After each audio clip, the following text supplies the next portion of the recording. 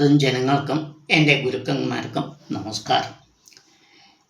ഭാഗവതത്തെ ആസ്പദമാക്കി ഞാനിപ്പോൾ പറയാൻ പോകുന്ന ത്രേതായുഗത്തിൻ്റെ ആരംഭം, ഇലാവർത്തം, പുരൂരുഷൻ്റെ ആരംഭം, ഇത് മൂന്നും കൂടിയിട്ട് ഒന്നായിട്ട് പറയണം.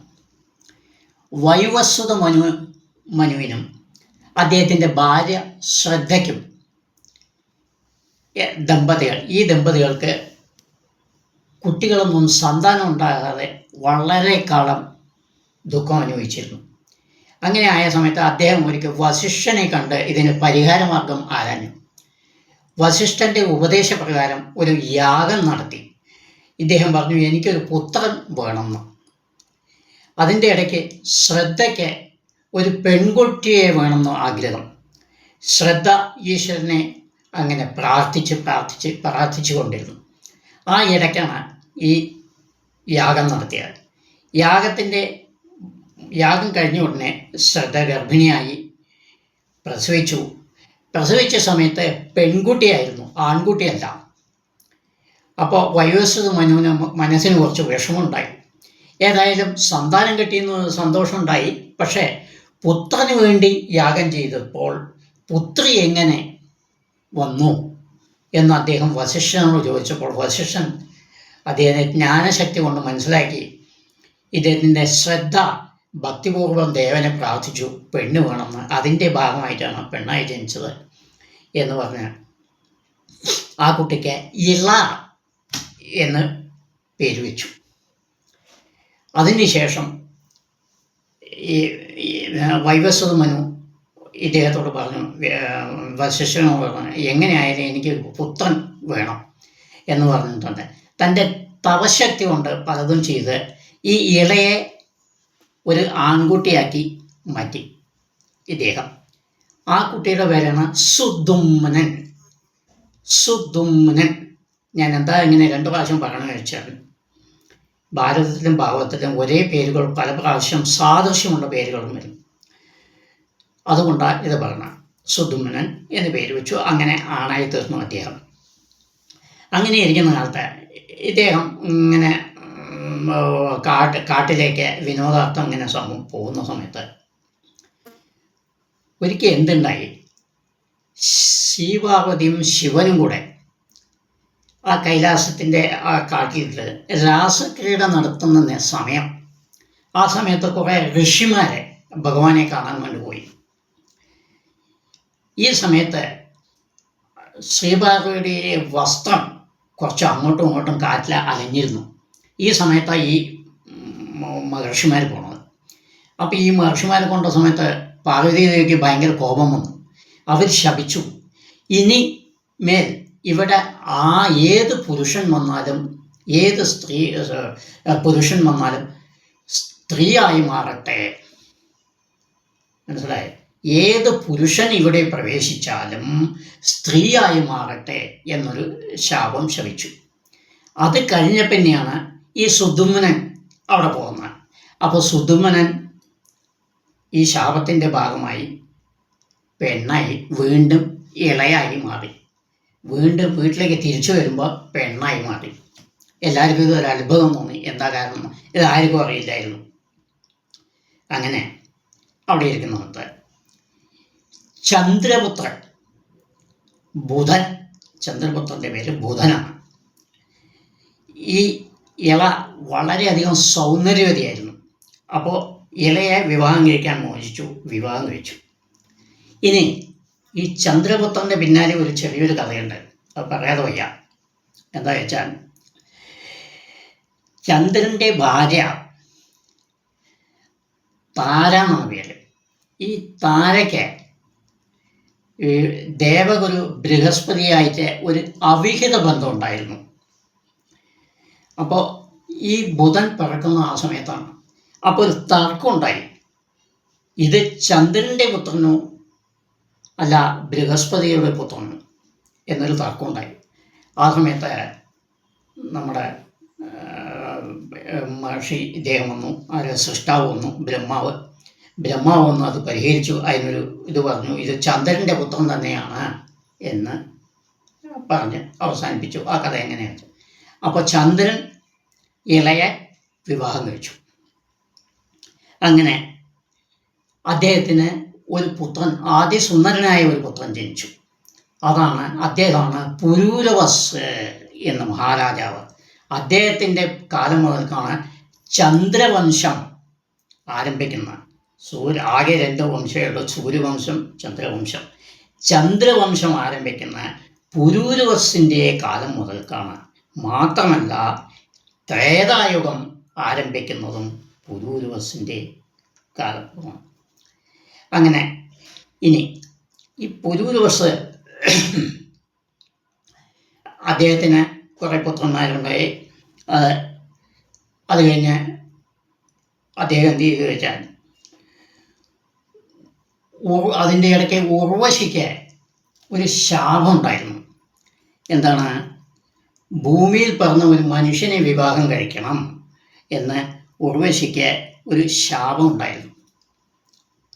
ആ ശാപം അനുസരിച്ച് ഉർവശി ഭൂമിയിൽ വന്ന് എങ്ങനെ തനിക്ക് അനുയോജ്യമായ ഒരു ഭർത്താവിനെ കിട്ടാൻ വേണ്ടി ഇങ്ങനെ നടക്കുകയായിരുന്നു. ആ സമയത്താണ് പുരൂരവസിനെ കണ്ടുമുട്ടുന്നത്.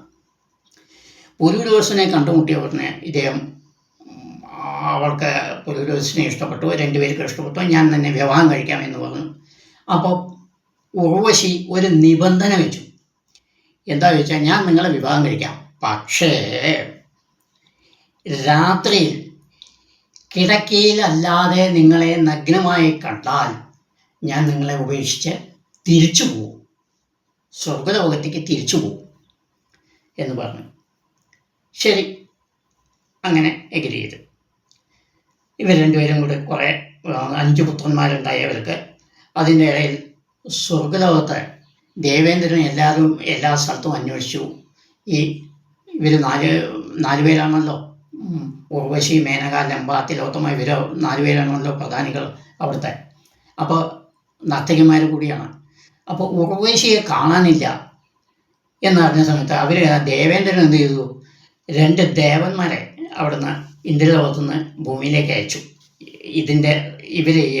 ഇവളെവിടെയാണ് ഇരിക്കുന്നത് അതിൻ്റെ രഹസ്യങ്ങൾ മനസ്സിലാക്കാൻ വേണ്ടി ദേവേന്ദ്രൻ അയച്ചു.